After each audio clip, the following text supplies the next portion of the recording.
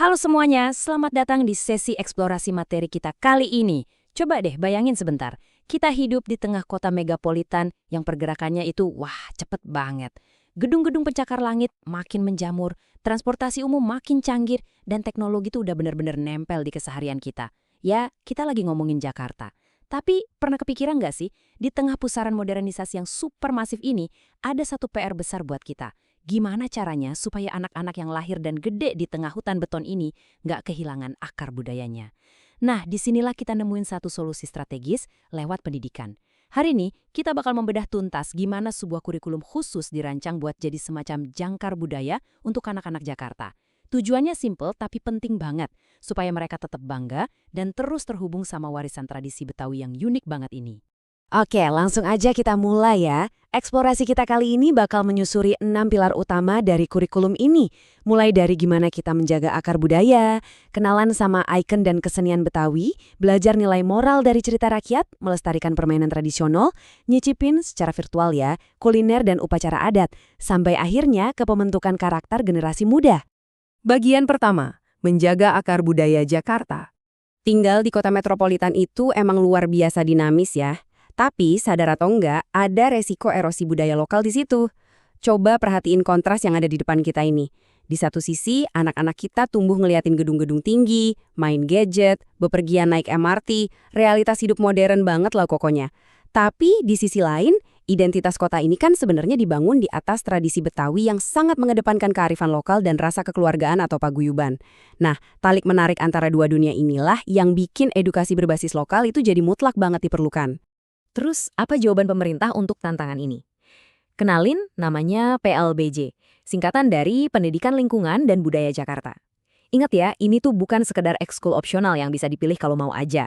PLBJ ini adalah kurikulum muatan lokal yang wajib diajarkan ke siswa sekolah dasar di Jakarta. Kurikulum ini memang secara khusus dirancang buat jadi jangkar tadi, memastikan sejak usia dini, anak-anak tuh nggak cuma pintar matematika atau sains, tapi juga benar-benar kenal sama identitas kota tempat mereka tinggal. Lanjut ke bagian 2, ikon dan kesenian Betawi. Kesenian tuh bisa dibilang pintu masuk yang paling seru buat anak-anak. Nah, yang paling menarik soal ikon ondel-ondel ini adalah gimana cara maknanya diajarkan ke siswa. Kalau di jalanan, anak-anak mungkin cuma ngelihat ondel-ondel sebagai badut raksasa yang menghibur kan? Tapi di kelas, mereka diajari nilai historisnya. Dulu, ondel-ondel ini dipercaya sebagai penolak bala atau menjauhkan dari kesialan. Mereka juga jadi tahu, oh ternyata wajah merah itu melambangkan keberanian, dan wajah putih itu kesucian. Jadi dari yang sekedar simbol kemeriahan kota Jakarta, ondel-ondel berubah jadi sesuatu yang syarat makna buat mereka. Gak cuma visual, anak-anak juga dikenalkan sama musik dan gerak loh.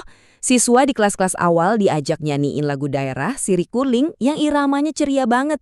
Tujuannya apa sih? Biar telinga mereka terbiasa sama nada dan dialek bahasa Betawi.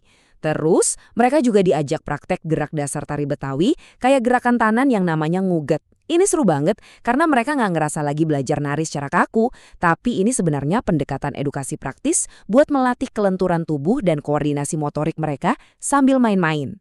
Masuk ke bagian 3, nilai moral cerita rakyat. Siapa bilang belajar sejarah lokal itu membosankan? Lewat PLBJ, kisah pahlawan lokal dihidupkan buat mancing imajinasi anak-anak. Contohnya, legenda Si Pitung, jagoan dari Rawabelong. Cerita Si Pitung ini nggak cuma dibacain gitu aja, tapi langsung dipetakan ke nilai-nilai karakter.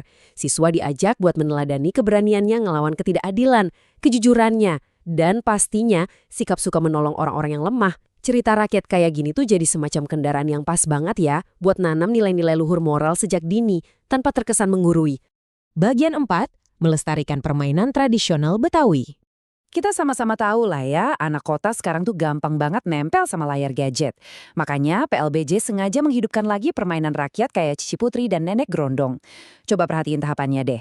Pertama, permainan ini mengharuskan anak buat interaksi fisik dan kerja kelompok.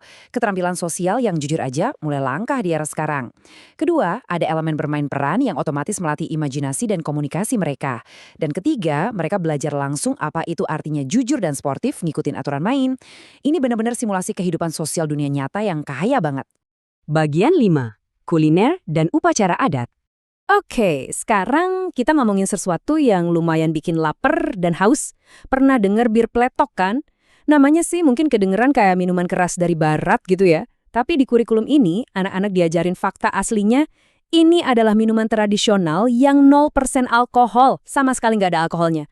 Mereka dikenalkan sama rempah alaminya, kayak jahe buat menghangatkan, kayu secang yang bikin warna merah alami, dan wangi dari serai. Lewat Bir Peletok ini, siswa nggak cuma belajar soal kuliner khas, tapi juga dikenalkan sama konsep hidup sehat pakai bahan tradisional warisan leluhur kita. Nah, ini bawa kita ke satu pertanyaan yang lumayan bikin mikir. Di tengah gempuran gaya hidup perkotaan yang kadang makin individualis, gimana sih caranya kita bisa menanamkan nilai-nilai religius dan kekeluargaan yang kuat ke anak-anak kita secara natural? PLBJ punya cara cerdas buat ngejawab itu, yaitu lewat materi upacara adat. Salah satu contoh yang diajarkan adalah tradisi siklus hidup, upacara adat sunatan atau hitanan. Anak-anak diajarin di mana serunya tradisi ini, di mana anak yang disunat itu didandani keren banget layaknya pengantin sunat, terus diarak keliling kampung. Lewat sini, siswa jadi paham kalau ritus agama itu bukan cuma soal kewajiban individu, tapi soal perayaan yang mengumpulkan kerabat, mempererat tali kekeluargaan, dan ngebangun rasa solidaritas di tengah masyarakat Betawi. Dan akhirnya, bagian 6, membangun karakter generasi muda. Kelima pilar yang udah kita bahas tadi itu, ibarat kepingan puzzle yang kalau disatuin bakal membentuk karakter anak yang utuh. Hal ini benar-benar selaras sama kutipan filosofi dari kurikulum Merdeka yang menaungi PLBJ. Pendidikan sejati itu nggak boleh cuma fokus ngejar nilai ujian atau ngafalin buku cetak aja. Harus ada keseimbangan yang pas antara pengetahuan di otak, keterampilan praktis di tangan, kayak nari atau bikin prakarya, dan pastinya nilai-nilai moral di dalam hati. Itulah esensi kenapa PLBJ ini benar-benar relevan.